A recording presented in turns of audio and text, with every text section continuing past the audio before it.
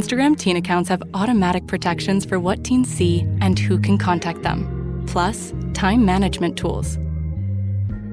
And Instagram will continue adding built-in safety features to help create age-appropriate experiences. Learn more about teen accounts and Instagram's ongoing work to protect teens online at instagram.com/teen accounts.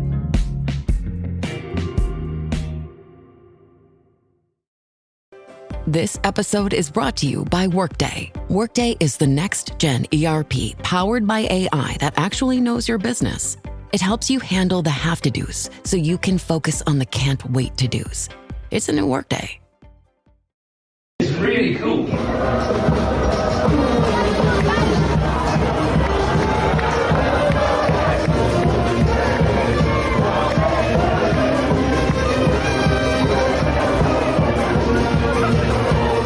Bonjour, hello, and welcome to the Rosbiff Rugby Podcast, your one-stop shop for all things French rugby. The top 14 Pro de National, the French national team during the Six Nations Championship, the European Champions Cup, Challenge Cups, but most importantly of all the brilliant towns, cities, bars, restaurants, people, stadia, fans, everything that makes the French rugby experience the one we know and love.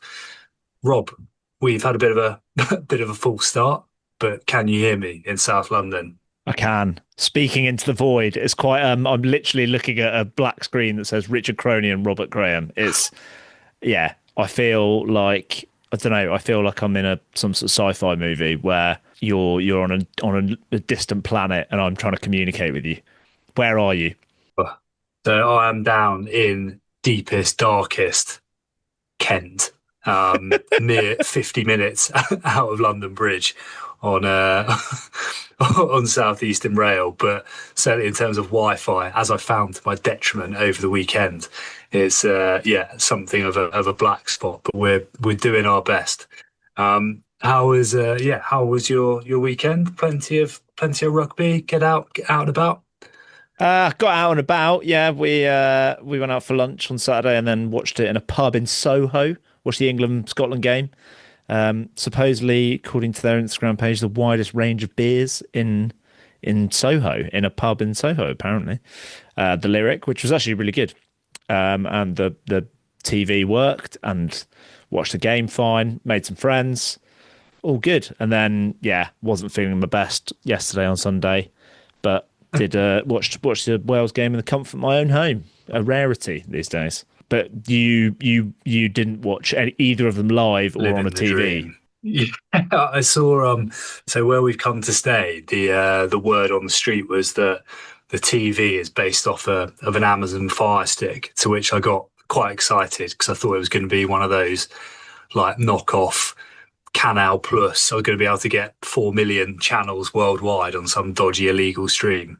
Not that I would condone that, obviously, but no. Turns out it's like some old dongle that you can roughly connect to iPlayer via like what can only be described as some sort of old school dial-up internet. Oh my gosh. I've managed to catch bits of England Scotland, which probably. I mean, it wasn't great, was it? I saw a tiny bit of the Italy game, and then today I was able to find a quiet corner to watch France v Wales. They say the bit of downtime from the connected world is a good thing. Which how would you agree with that? Yeah, well, yeah, a bit more maybe time and a place. I would say time and a place. We have also got a comedy delay. This is like something out of like the Alistair McGowan Big Impression show back in the early noughties, where they're trying to communicate and then you've got some manager just getting it all wrong. What an incredible reference. That's a name I've not heard for many, many years. Was it Alistair McGowan, Roddy Ancona? Was that his sidekick? Yeah, fantastic.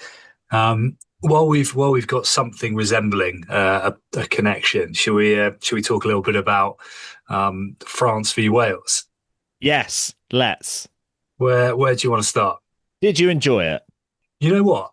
I did enjoy it. I think some of the rugby France played, particularly in the first 20 minutes, was just fantastic to watch. The ambition, seeing the new guys clicking was awesome. And then I actually thought that the kind of next 20 was quite interesting as well, when Wales sort of kicked a little bit better to contest, and basically up until Montpellier's Adam Beard tried to thread that kick through, where and you felt the air go out of the stadium.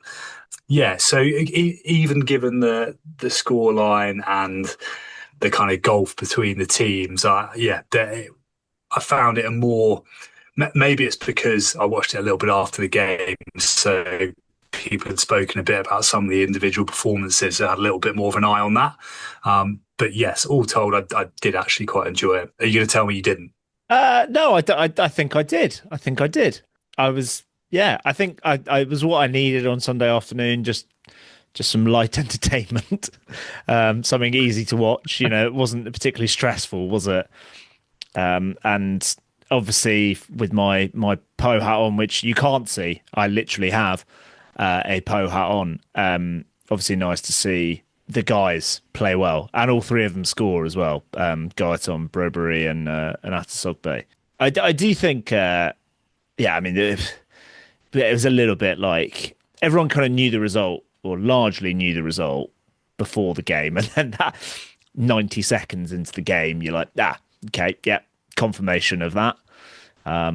Which was quite a phenomenal way to start a game from Atasogbe, really. I know they tried to give as many plaudits to Dupont in that on commentary, but it was a brilliant start, and then the guys played pretty well. Generally, the backline were great. Did you watch? It was just really random. Did you watch on BBC or Premier Sports? I watched it on BBC. Yeah. I don't know why you would watch it on Premier Sports. Personally, Yeah. I'm such a snob about rugby punditry that I'm like, well, I'm not. Why would I choose the scratchier service when the pundits aren't going to be that much? Like, if it was like Premier Sports had like Ben Kay and Austin Healey and Dave Flatman, then I probably would switch to that. But it's like Simon Zebo. It's just another man dialing it in on French rugby. So yeah. And they had Ben Kayser on the BBC stuff, so actually someone that loosely knows what they're talking about. I love Ben Kayser. I love his. I love it when he gets on comms and you just hear him celebrating in the background. It's so brilliant. We have to start with the back line, because I mean, Jalabert again obviously got man the match, was stupendous. Your man, bro, and I think we've been saying it wrong? Have we been going Browery? Yeah, I think it is Browery, which is like Poe. With hindsight, it makes sense. Yeah, exactly. With hindsight, quite funny given how many times you've expressed your disdain at people saying Pow rather than Poe. the clues were there all along. Well, Sean Edwards is one of them. Yeah, pre-game, and the best thing about that, I don't know if you've seen the video I put on X, that he, on his France jersey, he has, on the red cockerel, he has his initials written on in like biro or like permanent marker. And it's just SE. And it's like, it's clearly the only bit where you can see, the only bit that he can make it visible is on the bright red cockerel. So it's just... in case it ends up in lost property. It's so good. And then in the game, they panned to him on TV and he was wearing a different top. And I was like, he's not got his initials on that one. I was like, oh my God, he does. So he's got it on multiple pieces of clothing. He is like we do with your like Malden Wanderers hoodie, just scribble your initials on with a Sharpie or some biro perhaps. But yeah. Maybe he keeps getting stitched up. I just can't believe who's nicking Sean Edwards' jumper. I was going to say, that's a brave man who's doing that. But I thought he had a good. He was pretty solid, wasn't he, Brobery? Brobery did look. He looked comfortable. He looked like he fitted in, which I think is kind of A, for me, not a huge surprise, but B, as much as you can really hope for on debut. I think the contrast is to Noah Nene, who looked like he was trying to do absolutely everything and anything when he came on and perhaps tried a bit too hard, whereas it felt like Broberry was not trying too much, not trying to do too much. He did what you'd expected of him, pretty much bang on. Nearly had a few highlight moments, and yeah, I thought he was really good, and I thought Guyton was actually fantastic. Both sides of the ball, I think they both defended really well. Like there were a few times when the likes of Lewis Rees-Zammit could have got around the outside, and you've got either Broberry or Guyton like tracking them down, so showing some pretty steady pace and defensive reads pretty well. So I think, yeah, they worked really well as a combo. I think they can both be pretty happy with their day's work. Yeah, completely agree. I was impressed by Guyton, who I still don't think we've probably seen the best of in a French shirt, but he looked really composed and and actually Wales had a fair bit of ball, and at points were actually, as you say, like Rees-Zammit and what's his name, the outside centre, got like a bit of go forward fairly regularly, but I think some of their scramble defence was excellent, and generally first up tackling was pretty tidy as well, wasn't it? Yeah.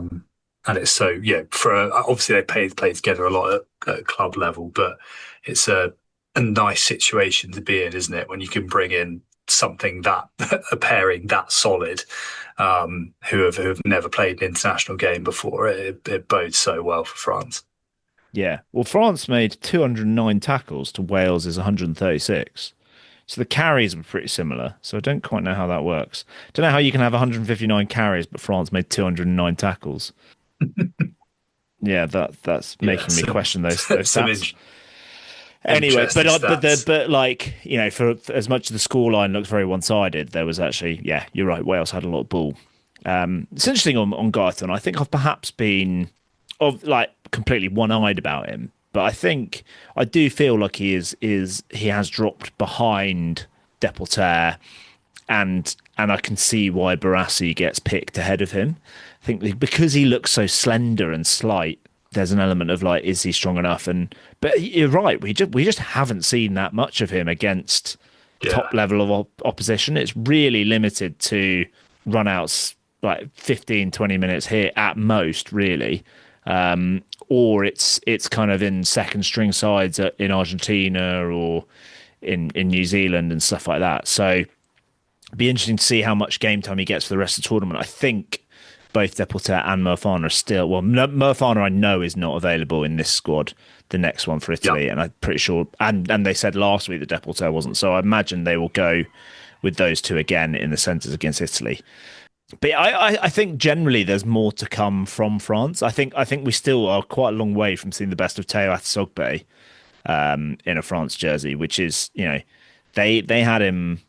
Maybe I'm holding him to such a high standard, but they had him in the contenders for man of the match, and I didn't. I thought he's had an okay game. Like, I know that he's capable of even more magic, and like we've not really seen him under the high ball, which is like one of his super skills. We've not seen him kick much, which is, you know, his boot is really good, I think. Yeah, I think there's just so much in the locker that we're not seeing yet, and I think that kind of feels that way for that 3/4 line, really, you know, with the post centres as well. Obviously, we see loads of BLBRA and Ramos. Yeah, Ramos was excellent again, wasn't he? And just the pace he brings, and the way him and Jalibert, as you mentioned after the Ireland game, kind of dovetails a bit of a cliche, but it's exactly that, isn't it? And they like swap in and out. It's really cool. The Browbury try it's a lovely ball across the face of the defence from Ramos, isn't it? And then Jalibert, he's so quick. The other thing there were two sort of, we've spoken so much about Mathieu Jalibert and so's everyone. There were two little moments I kind of noted down that I really enjoyed from him. One was actually a really good cover tackle in the second half on, I think it was Ellis Mee, before Josh Adams kind of spurns it over the line. Purely because, I mean, I think it was like in the 60 something minute, and not that there aren't other defenders, but it needed a pretty hard shot, as it were. I think to stop the momentum, and he did brilliantly well. And the other thing was the BLBRA try from the crossfield kick. It was the sort of firmness, I suppose, with which he kind of demanded the ball from Dupont, in a position where you'd maybe typically go a couple of other phases slightly tighter to the ruck off the line out. And look, it probably means nothing, but given all the talk around how, can they work together, all of those sorts of things, I thought it was nice to see that level of kind of command in that position. But yeah, he was very, very enjoyable to watch. It is kind of mad though. Like as soon as he was named man of the match, I think I said out loud, "I'll probably be dropped for the next game though," and he won't be because Entermac's still injured. But there's still this nagging feeling that when Entermac gets fit, he could just be dropped again. But I think he's starting to make a mockery of that because he's doing things that Jalabert, that Entermac just isn't doing.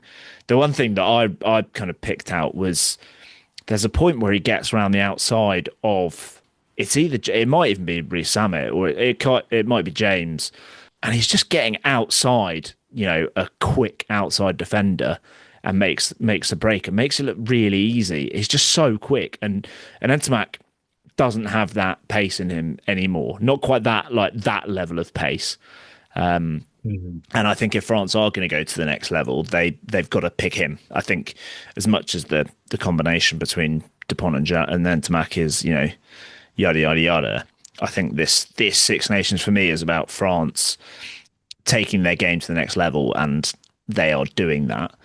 We've not spoken about the forwards, Rich. You got any big views on the forwards? I don't know about big. I thought Julien Marchand was very good. Yes, I think he's been excellent.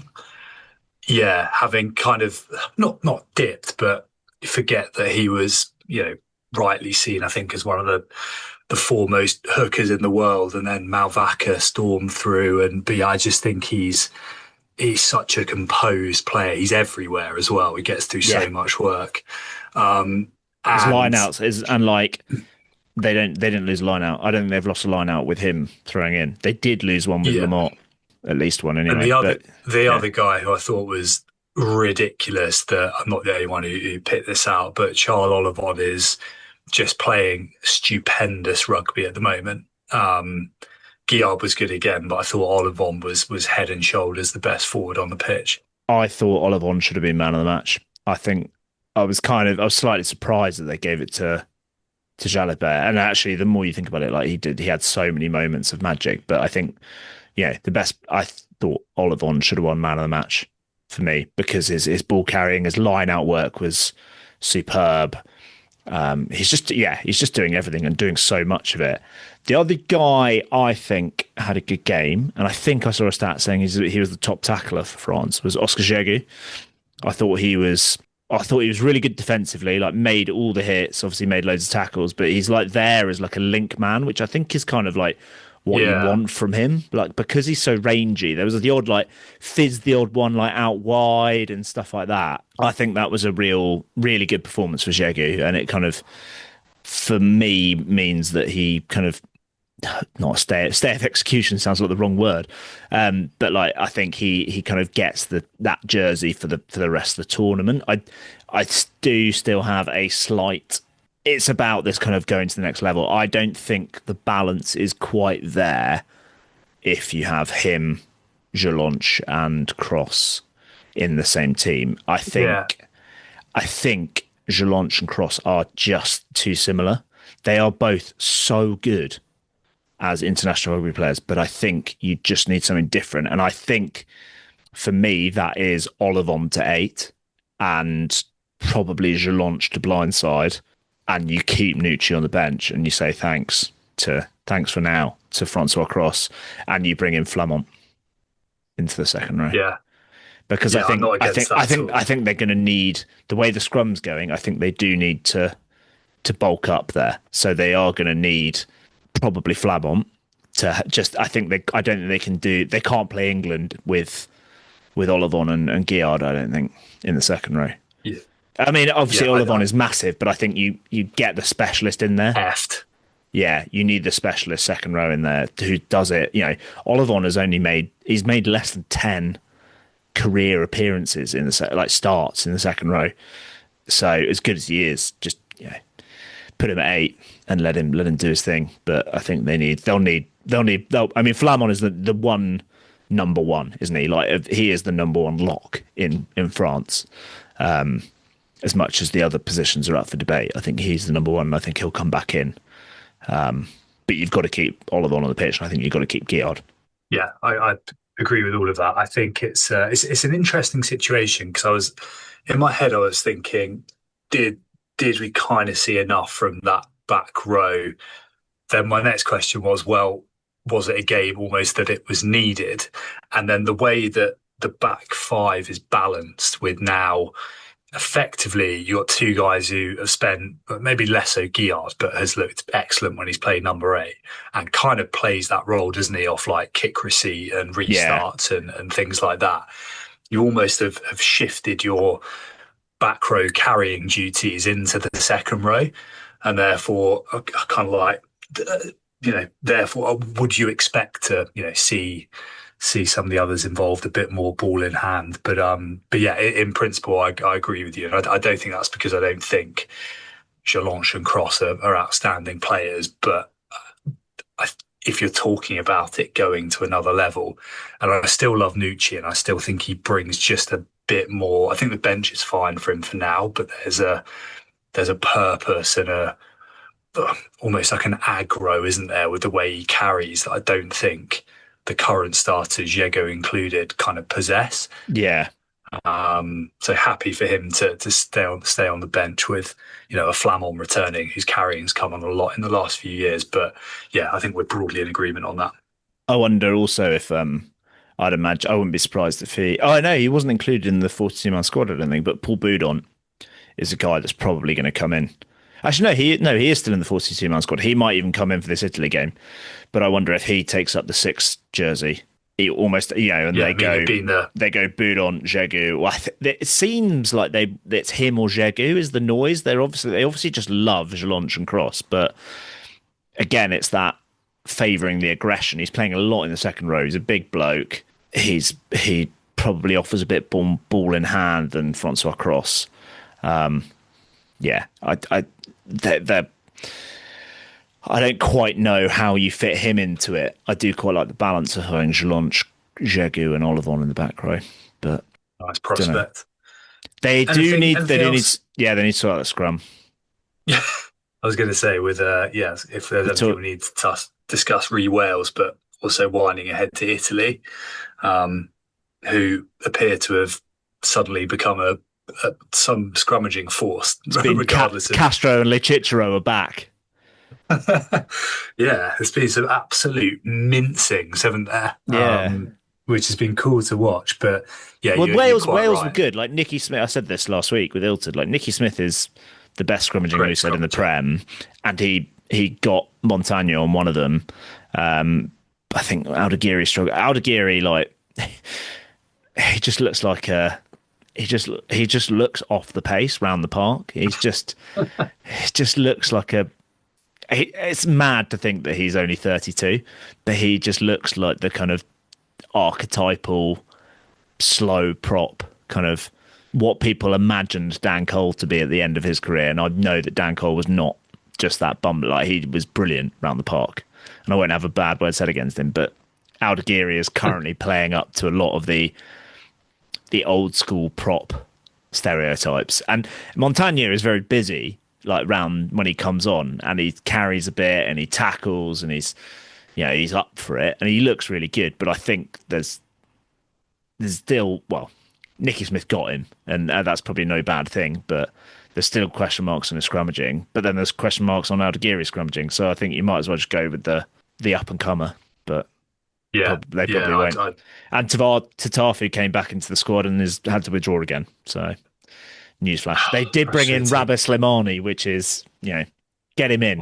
Get him in for the Italy game. Yeah. I mean, God, you talk like if Italy have played some nice rugby, haven't they? But if there's one area that maybe you bring in horses for courses as they're, like Headingley, pick another seamer. Maybe you go with the granite aged tight head. I think they could do far worse in a one-off game, to be honest with you. Well, I think that if they do bring in someone like that, they're gonna need him for the England game as well, because England chewed up Scotland, didn't they, at scrum time? They did. Not that it was on the the end scorecard. Our internet cut out. Just as an aside, to kind of give you a view on my viewing experience over the weekend. So that period after half time where England actually managed it quite well, it cut out with England under the posts and then came back on 2 minutes later. And I was like, there must have been an interception here. There's no other way that a try could have been scored in that time. And they're back down here. Or there's been like a glitch on the scoreboard. And then, it then cut out for another 20 minutes and came back on. And Greg Laidlaw was talking about a match-changing charge down. And I was like, so that's what happened in that black spot. But yeah, I think it'd be cool to see. I'd like to see the Poe midfield again. I agree with your thoughts on the back row, and prop is an interesting one. I wonder if, probably not just because Guillard's been playing so well, but in the scrummaging heft states, if there's an argument that Manny Miafu comes in to start, albeit maybe having that off the bench with a slightly weaker tight head later on might be a shrewder move. Yeah, it's weird because I think as we saw from the England game against Scotland, you can't read too much into performances perhaps against this Wales team, but I do think scrum is one of them, because they had some decent scrummages in there. But Jean-Baptiste Gross went all right against Thomas Francis, so it's literally just that tight head side where, maybe they do bring in Miafu just to shore it up. Don't know. We will see. I'm going to be there. I forgot. Yeah, Sunday. You're making the trip. Little last minute Eurostar. Currently, I've not got any tickets. If anyone knows how legit Ticombo the resale site is, it seems like the legit resale site. There are still tickets available. I'm just trying to save money. I think I can get basically the same tickets for about 2/3 of the price. But yes, we are going to Lille for the weekend. We don't know when we're coming back. Very nice. But as things stand. But yeah, we booked today. We booked the way out there. We don't know what time we're going yet. We're on Eurostar Snap, our first experience of that. So some more feedback for the listeners of French travel logistics. But yeah, if anyone can help out, if anyone has heard of Ticombo, TI combo, which seems to be like the French version of Viagogo. It seems legit, but if anyone has any experience of that, please slide into our DMs or email us at rosbeestrugby@gmail.com and just say if you think it's legit or good or you've used it and what have you. I'm very, very jealous. I've been to Lille once, beautiful city, and the ground looks fantastic as well. Ground does look cool. 50,000. Yeah, I think you'll be in for a good one. Yeah, and maybe on the Saturday you could go and watch. Are they a Mark on Barrel? It's Friday night. Away? It's Friday night. It's Friday night away at Narbonne. So I did think, because you said the other week there's that bar in Lille. You could go to Victor Fire Ballas Burrell's burger bar. Yeah, but it's mind. Friday evening, so we won't be there. No. Fair play.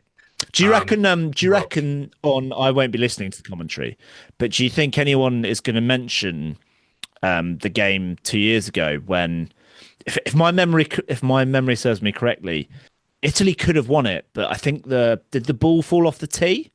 I think. I remember. Don't remember anything as clear and obvious as that happening. I think the wind picked up, didn't it? And was that in Lyon? No, that was in Lille. That was in Lille. Okay. Yeah, it was the England game that was in Lyon that year, wasn't it? Yeah. They did that mental light show. No, that was in Lille in the indoor stadium with the roof on. But I'm pretty sure the wind picked up and like blew. I think something happened with the tee. I don't know. Can't remember. But I'm sure if that did happen in the game 2 years ago, then I'm sure someone on commentary will mention it. It won't get mentioned. Yeah. Did you, just to round off the international stuff, I didn't, but apparently it was a cracking game between the Welsh and French under-20s. Don't know if you saw any of it. Having said last week that I would do better, I've done worse. I've not seen it. Doesn't it help when there's a whole round of top 14 and Pro de Deux, and the top 14 round happens to have been like the most mental round ever, and also there's Calcutta Cup, and it's Valentine's Day, and like everyone in the world's birthday. That's no excuse for anything. That's well, the birthdays maybe.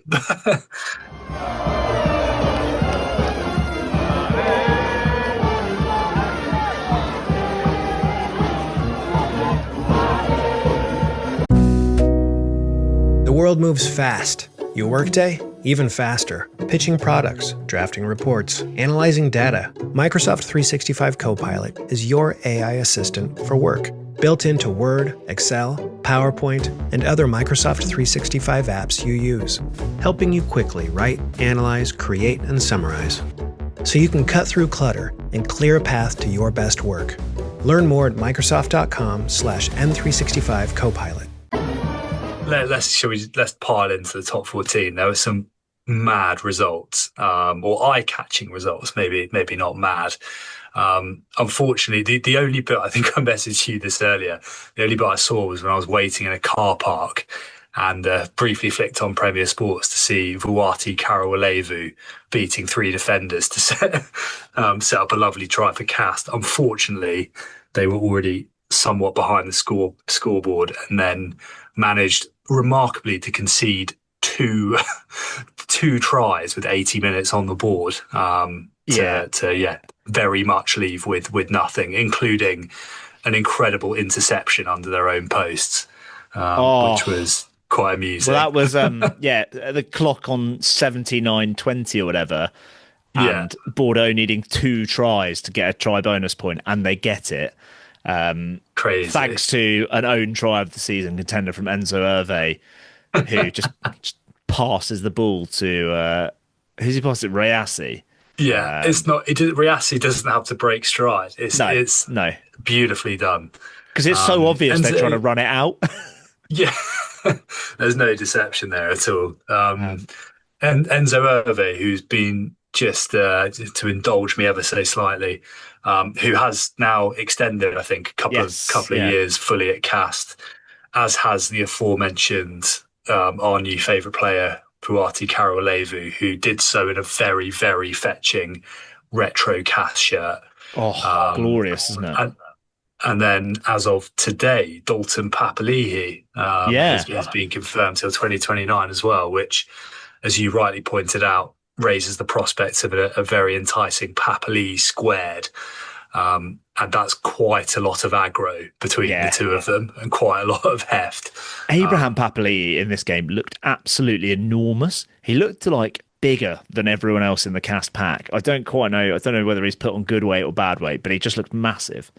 Yeah, Papali'i squared. We just need to find a third one. There's definitely that other maybe they're getting Josh Papali'i, the prop that plays in the NRL. That's like the best prop in the NRL. Maybe they get him in to play number 8. I reckon he'd do a job. But yeah, there are other Papali'is out there. Well, they've had so much success with their rugby league NRL converts with Karawalevu. The thing about this game, the fact that you messaged me to say that I turned on and saw Karawalevu set up a worldie of a try. I thought I'd seen that try because it was on like the top 14. It's the Shabuni try. No, it's not Shabuni. It's Baget that scores it in the end. But there are like 2 other tries that Karawalevu does something absolutely ridiculous to set up. So I don't know which one you might have seen, but he was amazing. Petit-Fours was class.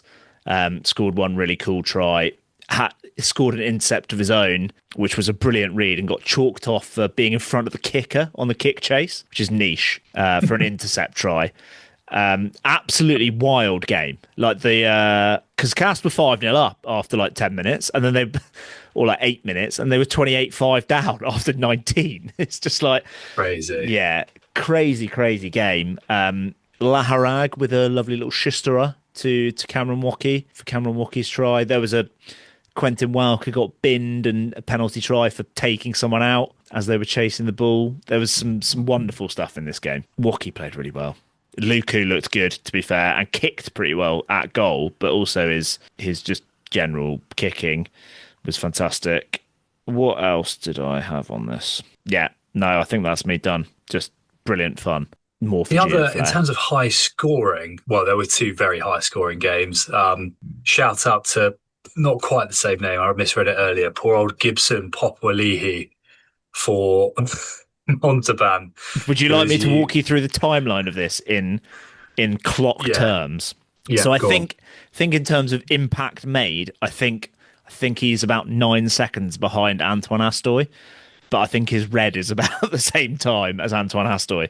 So it's 44 seconds on the clock when Popoli he makes contact with Sam Simmons' head, and it is like I saw a clip on Sam Simmons' Instagram.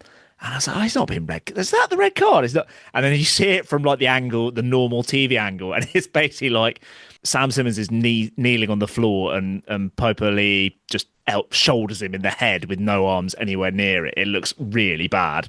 But the best thing about that is that that happens on 44 seconds, but Jutawan Okolo is it's under the sticks before it's ticked over to the 1 minute mark because it's the same play. not only is it just a terrible tackle in terms of legality, he bites in. So there's just this like amazing overlap that Leon are gifted in the outside channels. So that happened at 1 minute, basically bang on 1 minute, 7-0 up and down, and the opposition is down to 14. Montalban are down to 14. There's an absolutely filthy step for Wainakolo's second try that makes Tukulet look a bit silly. The third try is probably the pick of the lot because it's some real piss take stuff from Gabon Law of just like he slows down, weighs up the option, thinks he can do a pass, and then just thinks, no, I've got Wainakolo, I'm going to grubber it because I can. So at 7 minutes 33 was when Juta Wainakolo crossed for his hat trick. So they're 19-0 up after 8 minutes.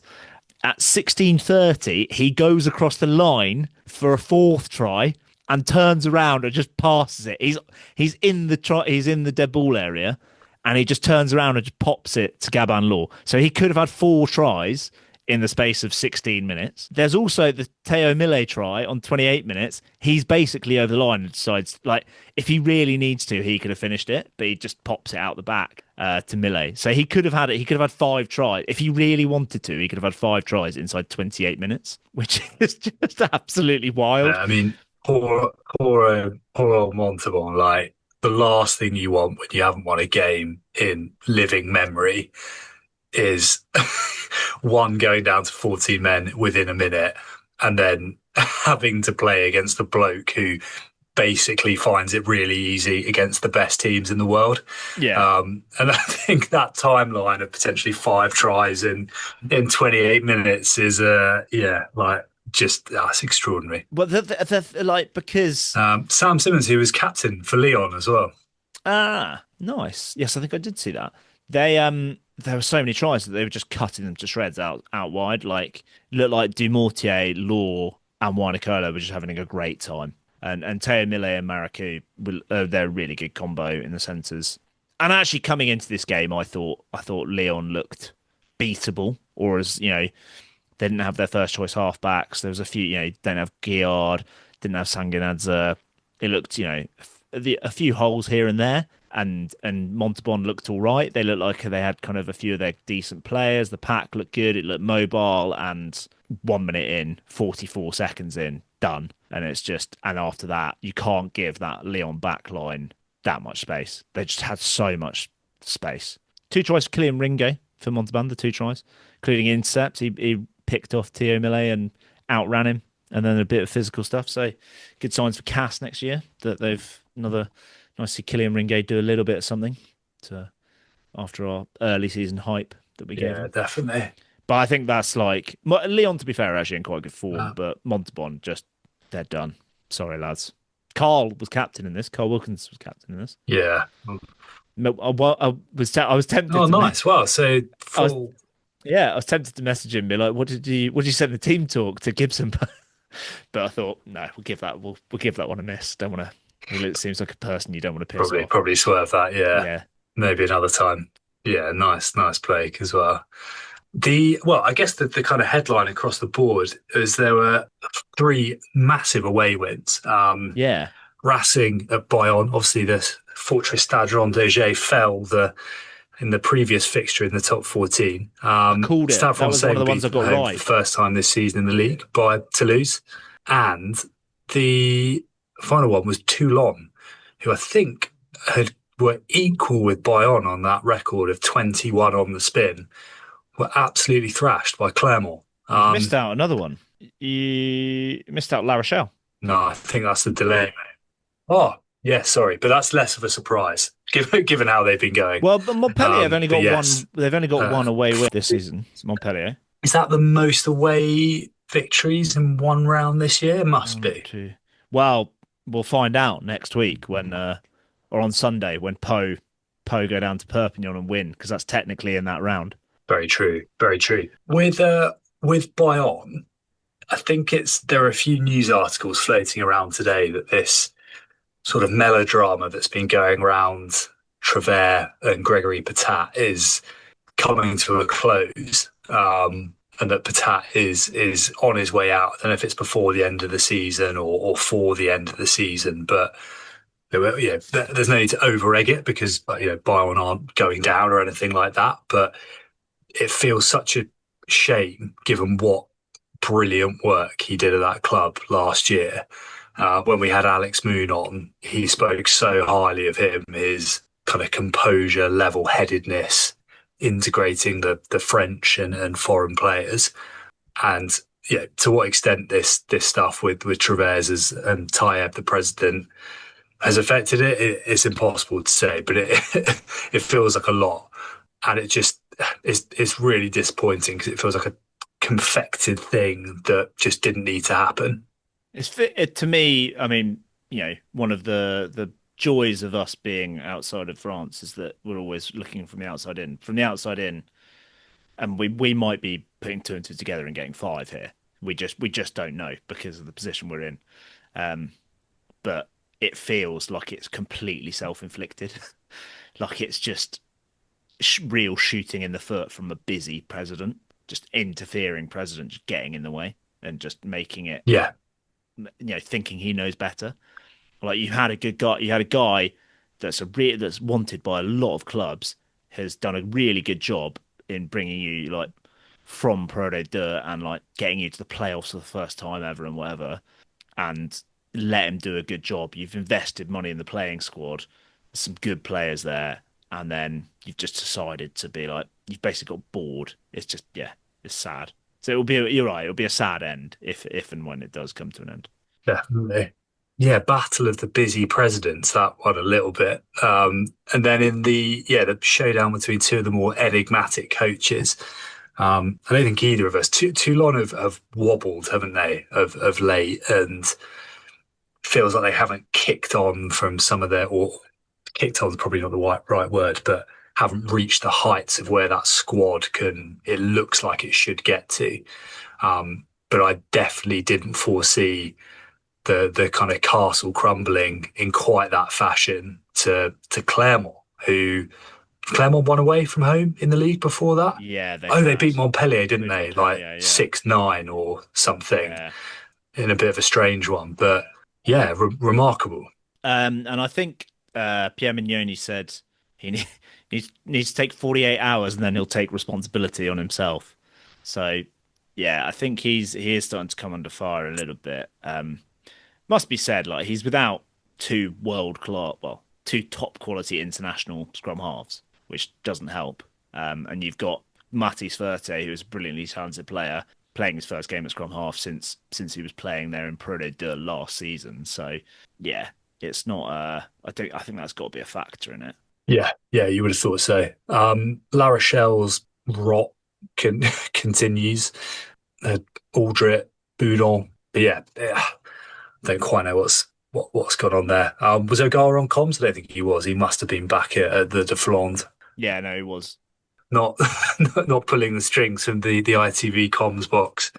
But yeah, we've spoken a lot about it. They're in a pickle, but Montpellier are going all right, it's fair to say. Montpellier going really well. Although I would say on this, as much as we've kind of seen noise about Gregory Patat and to a lesser extent like Pierre Mignoni now, I feel like we've not seen loads about is Ronan O'Gara going to go. Like he doesn't seem to be under that much pressure. I don't, from what I can tell.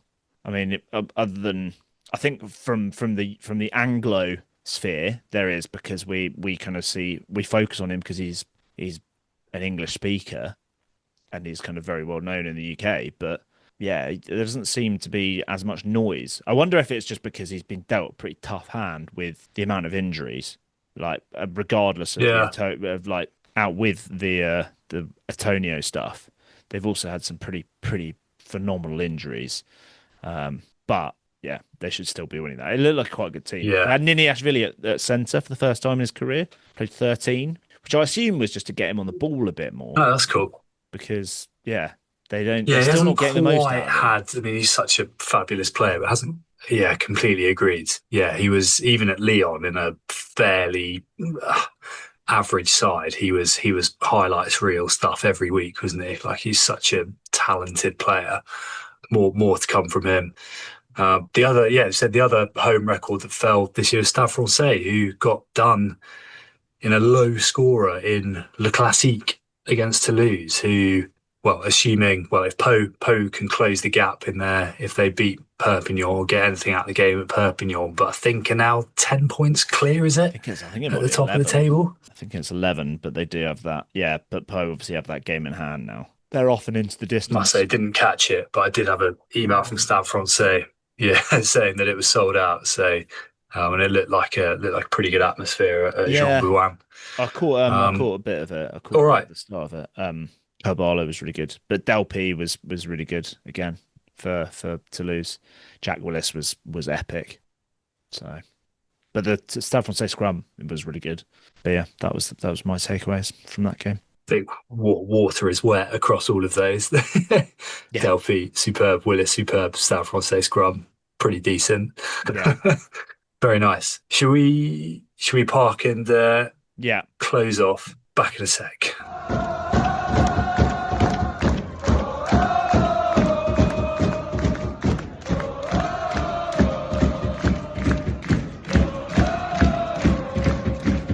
Okay, Rob, I think we're gonna do we'll talk very briefly, but a bit of a rain check on Pro Day Deux, because we're hopefully got something resembling a bit of a Pro Day Deux special coming up next week, which we're really, really excited about. And hopefully with slightly more stable Wi-Fi connection as well. Of note, Colomier's remarkable away form at 7 out of 10 now is so impressive. It's seriously impressive, isn't it? Because that's no mean feat as well. Winning away at Nevers. Well, Nevers are completely on the slide, aren't they? But I didn't see them winning it that convincingly. So it's a phenomenal effort from Colomiers. Yeah. A couple of other quick headlines. Oyonnax, everyone's favourite side, at just losing out this season. Lost by a point at Provence. I think that makes it 3 games this year they've lost by a point, and another 2 within a couple. So, maybe their luck will turn ever so slightly, albeit they still sit in 5th and maybe a better shout for promotion than some of the results might suggest. Rob, I saw in the week that Dax have had 9 points confirmed on their penalty for financial whatever it was, but I think there are another 5 suspended. I think they have been removed. And they got a good win at home to Aurillac in some very, very muddy conditions. And then that is just some Ros Biff proper mud. I mean, Dax Aurillac screams mud, doesn't it? Yeah. Like there, if you had to. And then really nice to see big friend of the pod, fabulous player, Ben Botka, back playing for Soyo Angolan. 13 points in their win over Mont-de-Marsan. Awesome timing for him to come back and hopefully kickstart something towards the end of the season. Yeah, pretty good. They had a pretty good side out as well. I think that's. Beating Mont-de-Marsan at home for almost every team in Pro D is not something to write home about too much. But yeah, kickstart, and they're only 9 points off Brive, so it feels who knows what might happen in Pro D like that.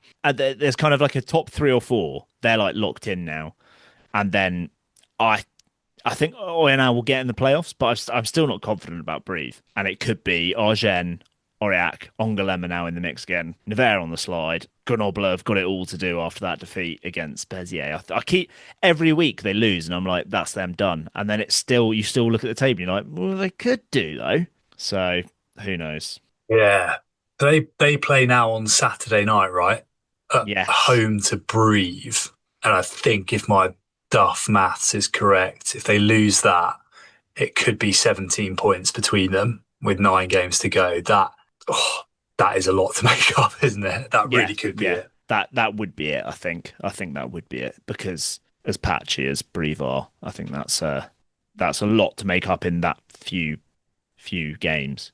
But Breathe will probably send a second team because they tend to for away games. So, well, they're really bad away from home, Breathe. So Doesn't seem to matter who they send, right? Like they got humbled on the Marsan with a really strong side. 2-3 weeks ago?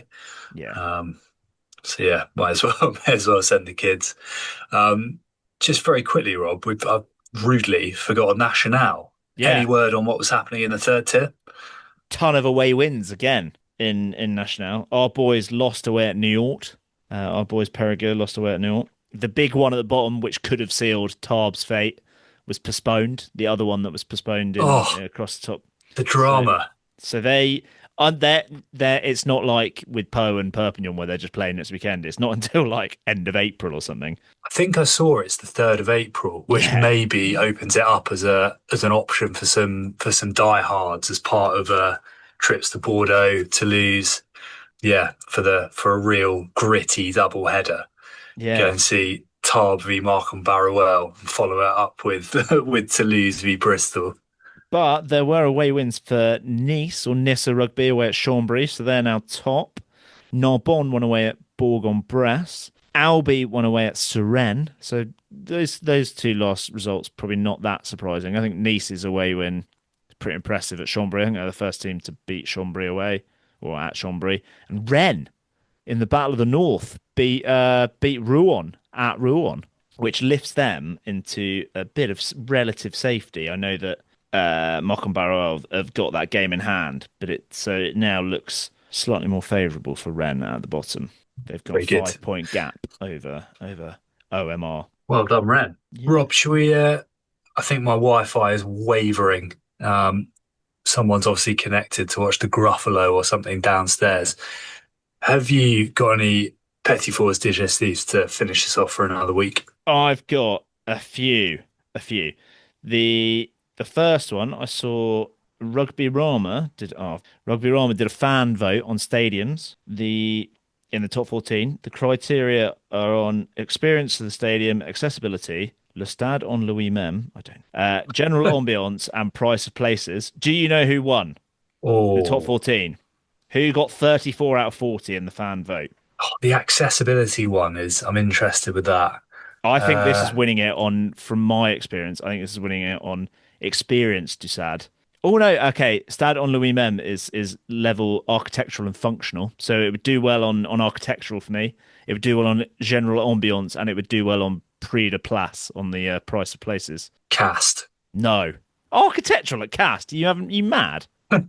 Where is it? Stade Chaban-Delmas. Oh, fair enough. Where they were it's incredibly cheap, isn't it? Yeah, and it's also a very cool stadium, and the atmosphere is always pumping because it's 33,000 sold out. 2 teams joint second. I only know the top 3. Do you know who the teams who got 30.5 out of 40? So 3.5 points behind Bordeaux. Gonna go Perpignan, even though I've never been, and Marcel Michelin, Clermont. No, we have done these stadiums on back-to-back days. Ooh. Quite a while ago. Oh wow, quite a while ago. Bayonne followed by Pau. Correct. Yeah, they were joint second. Pau has an empty stand. Yeah, architecturally cannot be there. No, it's not. There's nothing there. Yeah, it needs a proper. It is the blooming Pyrenees, mate. Price is good. The food's amazing. Not sure it does well on accessibility because you got to go down that muddy track, but yeah, never mind. General ambiance. Yeah, so, take it up with the fans that voted in Rugby Roma. I did see it, and I've not actually watched it, but there is a fantastic video welcoming Marco Riccioni to Perpignan, which I think, oh God, that's playing now. I think it involves him cooking a meal for Elliot Daly. He's just cooking some pasta and showing some photos. It's like a full 2-minute. The video that it is. It's Elliot Daly. There is a full 2-minute video on the USAP official Instagram account announcing the signing of Marco Riccioni, which is quite cool. Fantastic. The one that I saw on TikTok, which is quite remarkable. Obviously, it's been very windy in the south of France this week, with Perpignan and the Tarbes game getting called off. Toulon trained in these high winds, and Melvin Jaminet in the training slotted a kick from his own 22. So Mateo Garcia is holding the ball, and they're clearly like mucking around because they're like, "Oh, do you reckon you can do it?" And they're like, "Go on, well, you're gonna have to hold it," and he just hammers it. And then because it's so far away, they've got there's like the anticipation of like waiting to see it drop over the bar is amazing. That's incredible. Slotted a kick from obviously it's not in a match, but any kick from over 80 meters, wind assisted or not, is quite phenomenal. The last thing that I've got, and it was on the Top 14 and the Canal Plus Rugby Instagram. It was Kylian Mbappé with Jurez Kembo, who I believe is a footballer, and Ethan Mbappé. And there is just a photo of the three of them on a sofa, which I assume is in Kylian Mbappe's house. I think it's Kylian Mbappe's house because there is a framed Brazil shirt behind them with Pele and signed by Pele on it. So I'm assuming that's been given to Kylian Mbappé. But on that framed Brazil shirt, because it's got like the reflection, on the reflection is Canal Plus Rugby Show or Canal Rugby Club, and it's like so they've clearly just sat down to watch a bit of Canal Rugby Club. Kylian Mbappé watching a bit of the rugby on TV. That's lovely to know. That's fantastic. So superb. There you go. A lovely, lovely tale to round us off for another week. Thank you for sticking with us. It has not been easy, but we've got there, speaking into the void, into the abyss. We'll be back next week, as I say, with hopefully a very special guest and a very special episode celebrating all things Pro Day 2, as well as obviously reviewing a little bit of Rob's trip to Lille. You can follow us, Rosbiff Rugby, pretty much everywhere. Get in touch as Rosbiff Rugby. No, what is it? rosbiffrugby@gmail.com. That was good. That was like a McFly or Westlife. We did that in sync. We might not have done because of the delay, but in my ears, we did that as like a harmonies. Yeah. Beautiful. Rob, enjoy Lille. I'm very jealous. I hope you get back in at some point, even if you don't know when or how that's going to be yet. But very exciting. Enjoy. Is it Stade Pierre Mauroy or is that Nantes? It's Stade Pierre Mauroy, yeah. Fabulous. Enjoy. In the meantime, enjoy the Six Nations, enjoy Pro Day 2, and that's us done. That's been Rob, I've been Richard. We've been the Rosbiff Rugby Podcast. Au revoir. Au revoir.